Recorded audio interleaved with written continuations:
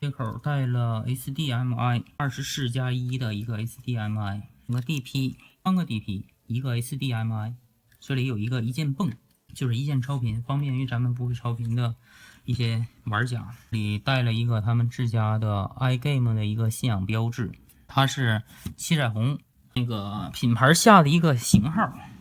咱们可以从这个地方看到，它这个每一个小片上都有一个散热片，这个地方做的比较不错，看非常的贴心呢。这个地方它都给咱们把散热贴上了，也就是说散热做工做的非常的好。